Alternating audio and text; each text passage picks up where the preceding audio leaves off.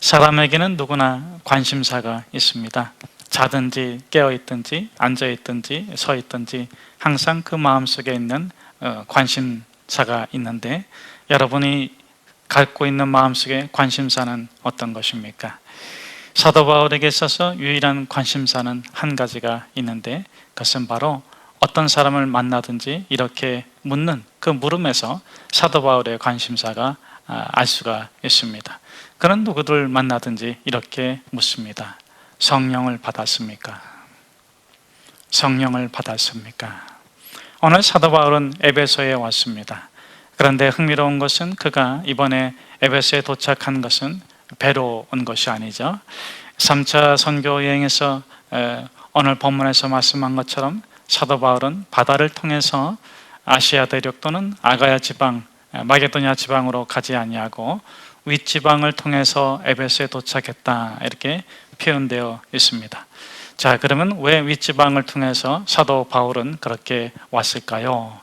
여기서 말하는 윗지방은 안디옥을 기준으로 한 윗지방입니다. 안디옥은 예루살렘 위쪽에 있는 수리아 안디옥을 의미합니다. 이 안디옥 교회에서 사도 바울을 파송했습니다. 사도 바울에게는 이 안디옥 교회는 고향과 같고 또 자신의 모태와 같은 곳인데, 어쩌면 저와 여러분에게도 이렇게 안디옥이 있으면 좋겠습니다. 그곳에 가면 모든 것이 용납받고 수용받고 자신의 모든 아픔과 고통과 괴로움이 다 씻음을 받고 회복되고 건강하게 되어서 다시 힘과 용기를 얻어서 새로운 삶을 향해서 출발할 수 있는 곳, 그것이 바로 이 사도 바울에게 있어서는 안디옥 교회입니다. 저는 저와 여러분의 영적 안디옥이 온누리 비전교회가 되기를 주의 이름으로 축복합니다. 또 저와 여러분의 이런 안디옥과 같은 장소가 여러분의 가정이 되길 바라고 여러분의 가슴이 되기를 바랍니다.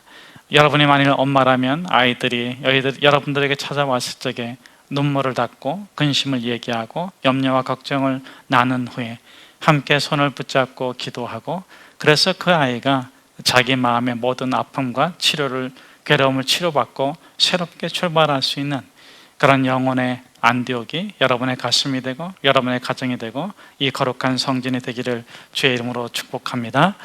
여러분, 그런 안디옥이라는 장소가 있는 것이 대단히 중요한 것입니다. 여러분, 이 안디옥을 출발한 바울이 왜 다시 똑같은 곳을 갑니까?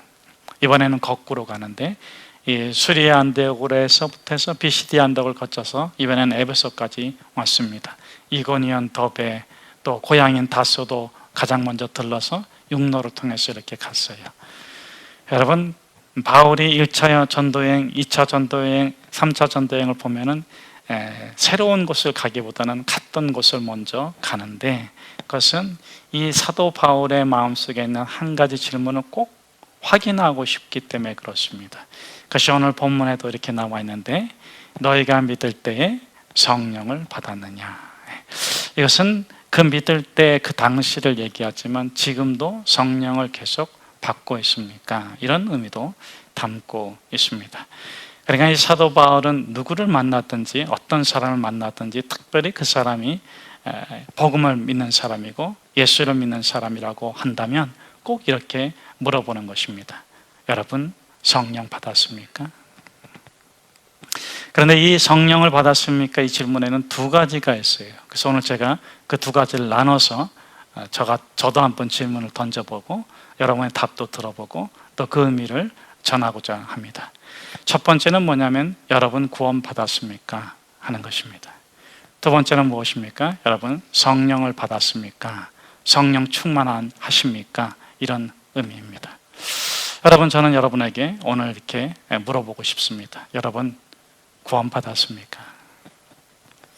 여러분, 오늘 당장 죽어도 천국 가시는 줄로 믿습니다. 여러분, 그 천국에 내가 들어가는구나 하는 그런 여러분의 마음에 패스포트가 있기를 축복합니다. 그런데 의외로 많은 사람들이 내가 오늘 죽으면 과연 천국 갈까? 그런 생각에 사로잡혀 있습니다. 여러분, 저는 저와 여러분이 시민권이 바뀐 사람이 되기를 축복합니다. 두 번째는 무엇입니까? 두 번째는 위치가 바뀌었습니다. 이제 이전에는 어떤 사람이었습니까? 세상의 종이었고 육신의 종이었지만 이제 하나님의 친구가 되었습니다. 여러분, 하나님이 두려우십니까? 아니면 하나님이 사랑스럽게 느껴지십니까? 여러분의 마음속에 있는 모든 것들을 하나님께 얘기하고 싶습니까? 아니면 하나님한테 얘기하면 괜히 잔소리만 들으니까 탈 거 타야 되니까 그냥 알았다 그러고 타자 이렇게 됩니까? 여러분, 하나님이 두렵고 무섭다 그러면 과연 내가 구원받았는가 한 번 더 체크해 볼 필요가 있습니다. 세 번째는 무엇입니까? 내가 구원받았다. 그럼 본질이 바뀌었다.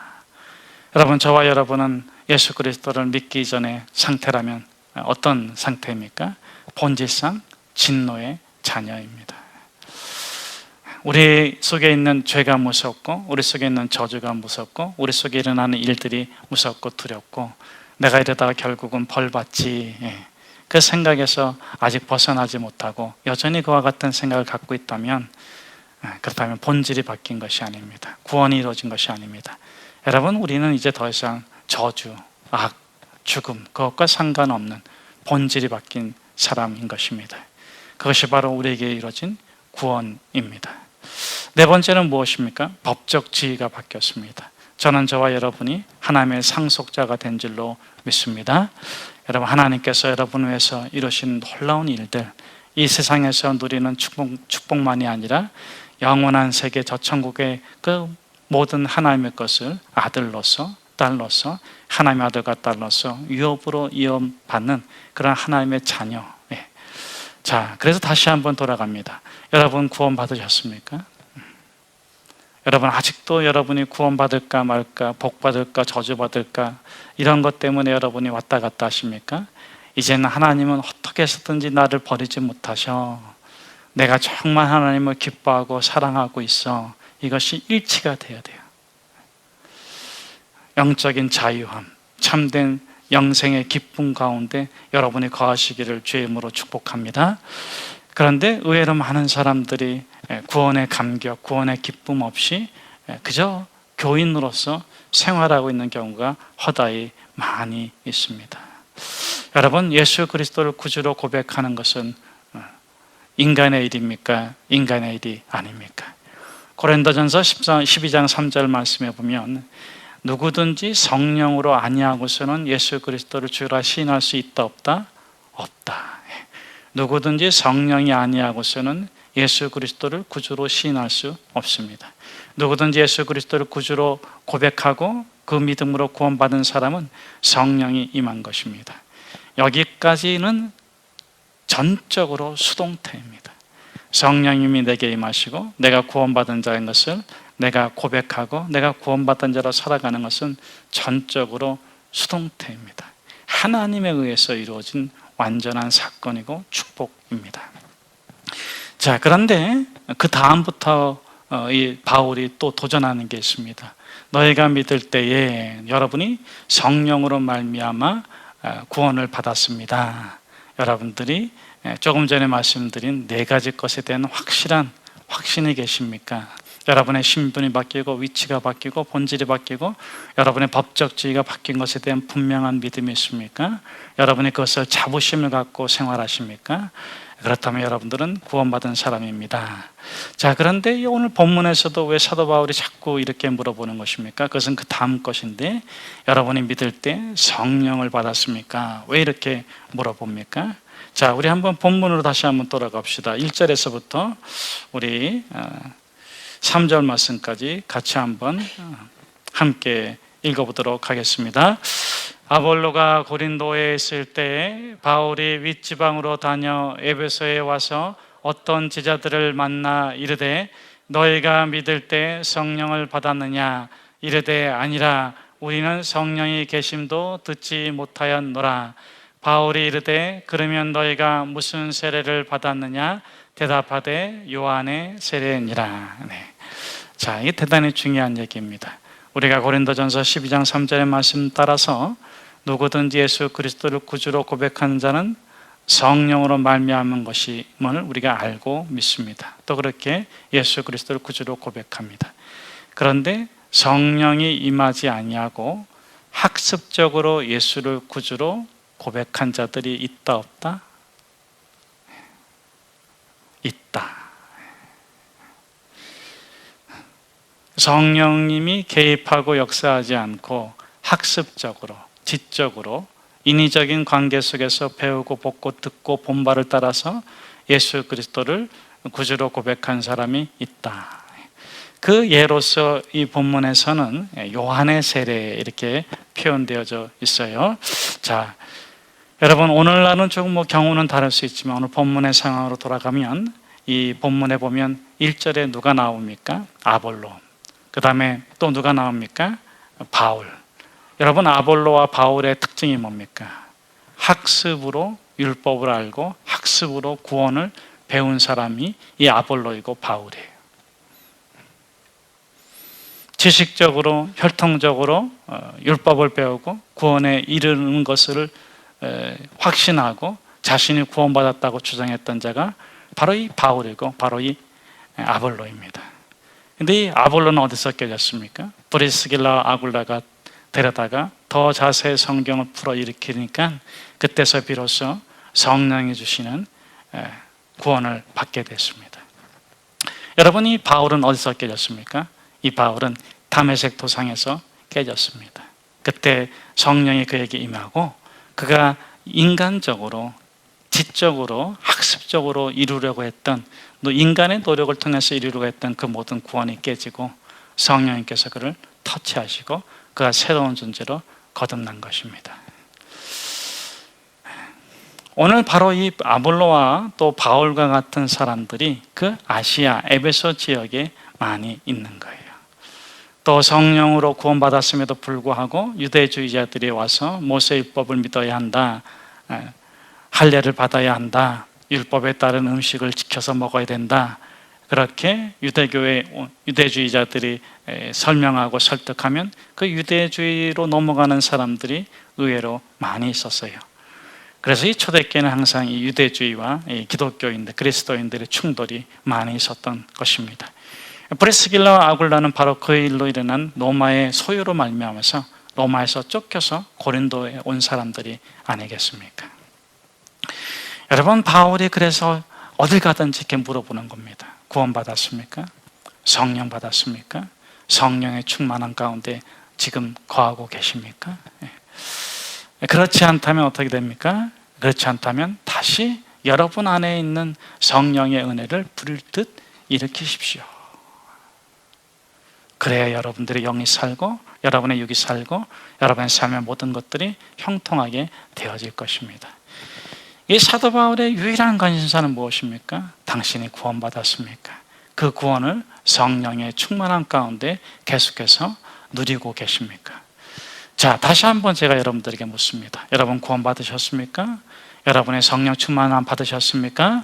여러분의 성령 충만함 가운데서 여러분의 구원의 삶을 계속해서 누려 살아갈 수 있기를 주의 이름으로 축복합니다. 여러분, 이 안타깝게도 이들이 뭐라고 얘기하냐면 우리는 요한의 세례를 받았다 이렇게 말합니다. 여러분 요한은 구약의 마지막 선지자입니다.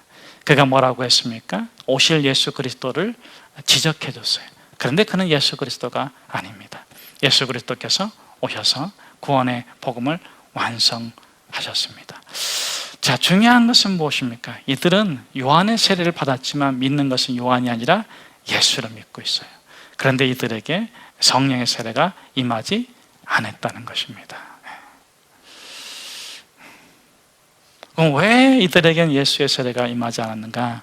성령의 세례가 임하지 않았는가? 첫째는 이들이 성령의 계심도 듣지 못했다. 이렇게 2절에서 이 사람들의 현주소를 분명하게 말해주고 있죠. 두 번째는 무엇입니까? 예수를 절반만 믿는 거예요. 여러분 십자가에서 죽으신 예수님만 믿지 않기를 바랍니다. 여러분 예수님께서는 십자가에 죽으셨을 뿐만 아니라 부활하셨습니다. 부활하신 예수님을 믿으시기를 주의 이름으로 축복합니다. 자, 그럼 부활하신 예수님을 믿는다는 것은 무엇인가? 내 죄가 사함을 받고 이제 내가 천국 가는 사람이 되었다. 거기까지 믿으면 절반만 믿는 거예요. 역시 부활하신 예수님을 믿지 않는 거예요. 여러분 부활하신 예수님께서 뭐라고 말씀하십니까? 요한복음 14장에 보면 이렇게 말씀하세요. 부활하신 예수님을 본 제자들이 예수님께서, 그때는 요한복음 14장은 이제 부활하신 그 40일 동안의 기간은 아니지만 부활하신 상태를 가리켜서 이제 예견하고 나누는 대화인데, 부활하신 이후에, 죽음 십자가에 부활하신 후에도 똑같은 상황이 펼쳐졌습니다만은 이렇게 묻잖아요. 떠나지 않고 우리 함께 계시면 더 좋지 않습니까? 요한복음 14장에서는 십자가에 죽지 마시고, 죽고 부활하시고 그래서 다시 우리에게 돌아오지 마시고 우리와 그냥 함께 계시면 더 좋지 않겠습니까? 이렇게 말했을 적에 예수님께서 뭐라고 대답하십니까? 내가 어떻게 해야 하리라? 내가 가야 한다. 떠나야 한다. 내가 떠나야 누가 오신다? 성령님이 오신다. 자, 성령님이 오시면 무엇을 하신다고 말씀해 주세요? 알게 하시는 것과 누리게 하시는 것이 있는데, 성령님이 우리에게 오시면 8절 말씀에 이렇게 말씀하셨어요. 죄에 대해서, 의에 대해서, 심판에 대해서, 또 세상에 대해서 책망하시리라. 그래서 성령님이 오시면 세 가지를 끊임없이 우리로 하여금 기억나게 하고 그것을 우리가 이루며 살아가도록 하는데, 그게 뭐냐면 의가 무엇인지, 죄가 무엇인지, 심판이 무엇인지를 항상 우리에게 일깨워 주시고, 그 죄를 사함을 받고 의를 이루며 심판을 이긴 자로서 우리를 살아가게 하시는 것입니다. 저는 그 축복이 저와 여러분에게 이루어진 줄로 믿습니다. 자, 그런데 성령님께서 그렇게 우리에게 그와 같은 것을 해주세요. 이것을 가리켜서 조금 신학적인 용어로 내주하시는 성령의 역사다, 이렇게 말씀할 수도 있습니다. 자, 그런데 중요한 것은 뭐냐면, 여러분, 예수님께서 십자가에 죽으시고 부활하셔서 우리가 그걸 믿음으로 성령님께서 우리의 구원을 인쳐주셨어요. 인쳐주심으로 인해서 우리가 죄가 무엇인지 알고 의가 무엇인지 알고, 그래서 하나님의 심판을 이기고 구원을 받았는데, 우리 주님께서는 우리가 거기까지 머물기를 원치 않으세요. 그래서 떠나가신 거예요. 그래서 성령님이 오시는 거예요. 성령님이 오시면 어떻게 되는가? 우리가 예수 그리스도의 형상과 모양을 회복해서 하나님의 나라를 온전히 이루어가는 것을 가능하게 하십니다. 자, 그것이 사도행전의 핵심이고 전부이기도 해요. 자, 그래서 사도행전 1장 8절을 한번 암송해 보도록 하겠습니다. 한번 암송해 보겠습니다. 시작. 제 입으로 하라고요? 같이 한번 해봅시다. 시작. 오직 성령이 너에게 임하시면 너희가 권능을 받고 예루살렘과 온 유다와 사마리아와 땅끝까지 이르러 내 증인이 되리라. 여러분, 왜 이 사도행전 1장 8절 말씀을 예수님께서 제자들에게 해주셨습니까? 제자들이 뭐라고 했기 때문에, 뭐라고 했습니까? 주의 나라를 회복하심이 이때니까. 부활하신 주님을 배웠고 이 제자들이, 모인 무리들이 부활하신 주님께 주의 나라를 회복하심이 이때니까, 그럼 어떻게 하겠다는 거예요? 자기들이 회복하겠습니다. 여러분, 우리가 온전한 믿음을 갖고 성령이 임하시면 이 성경의 모든 내용들이 믿어지기 시작하는 거예요. 아니, 어떻게 물로 포도주를 만들어? 그분이 창조주 하나님이시지. 아니, 어떻게 죽은 자가 살아나? 그분이 흙으로 인간을 만드신 분이지. 그분에 대한 정확한 인식과 이해가 그 마음속에서 일어나자 성경의 모든 내용이 믿어지기 시작하는 거예요. 여러분, 저는 저와 여러분이 믿음의 사람이 되시기를 주의 이름으로 축복합니다. 두 번째로, 여러분, 성령을 믿어야지만, 받으면 믿어지는 거예요. 두 번째로, 성령을 받지 않으면 어떻게 됩니까? 사람이 변하는 것에 대한 기대 또는 믿음을 갖지는 못해요. 여러분, 사람이 정말 변하던가요? 여러분, 어떻게 생각하십니까? 저는 이 세상에서 가장 비극적인 말이 뭐냐면, 너 자신을 믿어라. 이게 참 비극적인 말인 것 같아요. 두 가지 때문에 그런데, 첫째는 남을 못 믿으니까 너를 믿어라, 이런 것 같고, 그게 참 슬픈 얘기다. 두 번째로는 남을 못 믿어서 너를 믿으라 그러는데, 너 자신은, 우리 자신이 사실 한계를 가진 부족한 인간 아닙니까? 그걸 내가 잘 아는데, 내가 너무나도 잘 아는데 어떻게 나 자신을 믿고 살아가라는 건가? 저는 그 말을 이렇게 들을 때마다 참 세상 사람들이 불쌍하구나 그렇게 느껴집니다. 왜 자신을 창조한 창조주를 만나지 못하는 걸까? 왜 그분을 신뢰하지 못하는 걸까? 여러분, 창조주 하나님을 신뢰하고 그분을 믿으면 어떻게 됩니까? 자기 자신이 믿어지는 거예요. 야곱과 같은 자신이 변해서 이스라엘이 될 것이 믿어지십니까? 저는 아멘 하겠습니다. 여러분, 아브라함이 변해서 아브라함이 되는 것이 믿어지십니까? 그렇게 우리를 변화시키시는 하나님을 찬양하고 기뻐하고 즐거워하고, 그러게 하나님께서 나를 사랑하시고 하나님께서 나를 믿어주시는 것처럼 내 자신을 믿게 되는 것이 너무 기쁘고, 하나님께서 나를 믿음의 존재로 바꿔주시는 것처럼 또한 하나님께서 역사하시는 형제와 자매를 믿고 그분을 신뢰하고 그렇게 바라보면서 하나님께서 일어나가실 그 나라들을 상상할 적에 너무나도 기쁘고 즐겁고 행복한 거예요. 여러분, 오늘 바울을 보십시오. 또 고린도에 가 있는 아볼로를 보십시오. 또 그 전에 고린도에서 만났던 브리스길라와 아굴라를 보십시오. 그들은 성령 받고 예수님 안에서 변화된 사람들이에요. 예수 그리스도께서 십자가에 달리시기 전에 그 베드로가 그렇게 3번이나 부인했지만, 여러분, 예수님께서 디베랴 호숫가에서 그 베드로를 만나서 뭐라고 말씀하십니까? 이미 너는 변화되었다. 그러기에 예수님께서 그 베드로에게 뭐라고 말씀하십니까? 내 양을 먹이라, 내 양을 치라, 내 양을 먹이라. 여러분, 성령 받으면 그렇게 우리가 믿음을 갖게 되고 사람에 대한 야곱이 변해서 이스라엘이 될 것이라는 그런 건강한 기대, 건강한 확신 가운데 거하게 되는 것입니다. 여러분, 성령이 임하면 어떤 일이 일어납니까? 가장 중요한 것은 무엇이냐면 하나님이 반드시 이루실 그 일을 알게 되고 그 일에 동참하게 되는 거예요. 그것이 바로 오늘 바울의 일입니다. 여러분, 바울이 왜 다시 윗지방을 통해 가지고 에베소에 왔습니까? 여러분, 그 에베소에서 오늘 본문에 보니까는 한 12사람쯤 됐다 그래요. 그리고 그들 6달 동안 강의했고 다시 장소를 옮겨서 두란노에서 2년 동안 가르쳤다. 그런데 여러분, 바울이 본 게 뭡니까? 그 12명이 그 온 아시아에게 복음을 전하는 그 미래의 환상을 본 거예요. 그것은 인간의 꿈이 아니고 인간의 환상이 아니라 하나님께서 작정하신 일을 본 것입니다. 그렇기 때문에 이 에베소에서 약 3년 동안 이 바울은 소수의 사람들에게 복음을 전하고 그들에게 성령과 함께 살아가는 삶을 가르쳐주고 그들을 통해서 온 아시아가 복음의 세상으로 바뀌어진 것을 우리가 보게 되는 것입니다.